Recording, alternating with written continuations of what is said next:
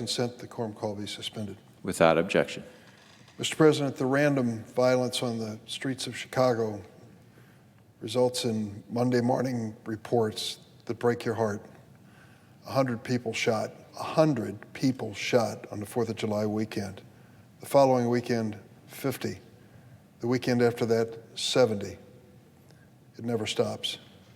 These mass shootings have become part of life in many cities across America, and it's a heartbreaking reality. There are many ways to look at it. I've tried my best to understand it and to respond from a legislative point of view. But as we contemplate the possibilities and debate the opportunities that we have to change things, the killing just goes on and on and on. The city of Chicago, like many cities in the United States, is awash in guns. Awash in guns. The police, I believe, the statistic, have confiscated 16,000 so far this year and still counting. Thousands and thousands and thousands of guns. In the roughest parts of Chicago, you wave a couple $20 bills and you'll have a handgun in a matter of minutes. And that really is no age check involved in it. Young kids, as much as older folks, buying these guns right and left, claiming they're for self-defense, and many times just putting them into the machinery of crime and death that has become such a predictable part of life in that great city.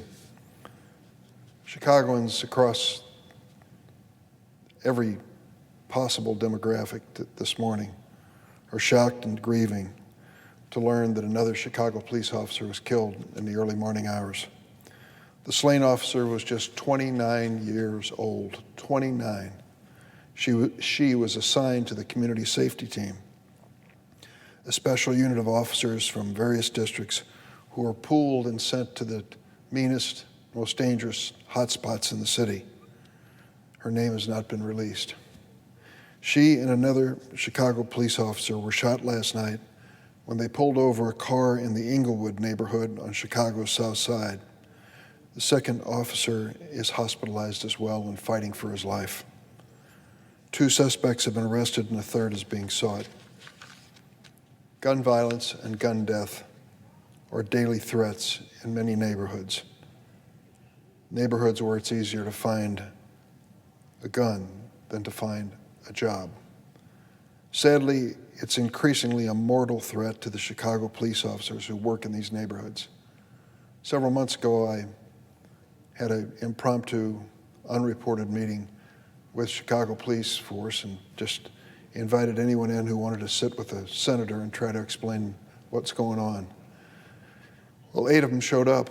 They're pretty well representative of the Chicago Police Department, black, white, and brown, male and female, Hispanic, African American, young and old. And they talked about the world they lived in and how the odds were against them on the streets of Chicago.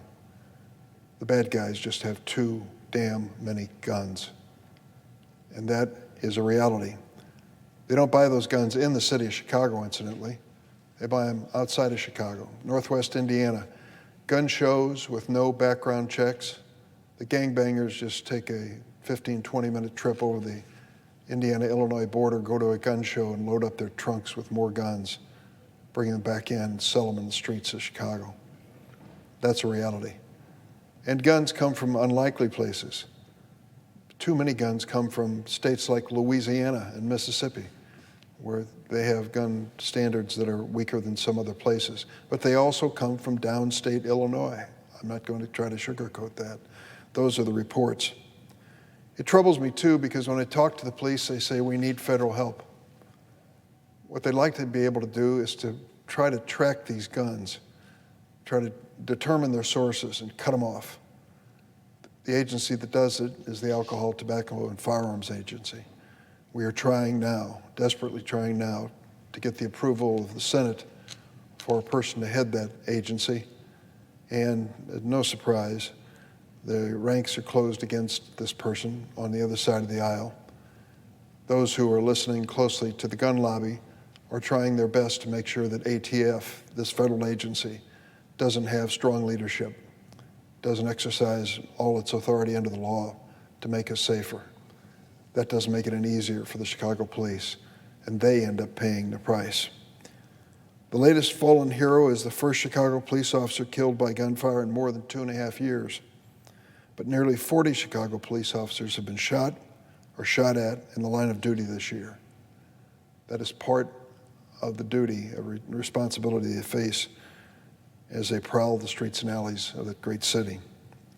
Chicagoans mourn for the police officer who lost her life, and we're going to pray desperately for the recovery of the wounded officer.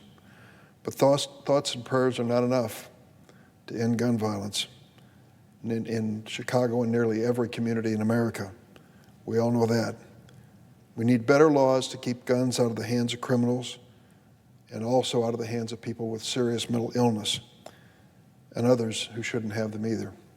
America's families and police officers deserve our best effort to make the streets safer in Chicago and many other American cities.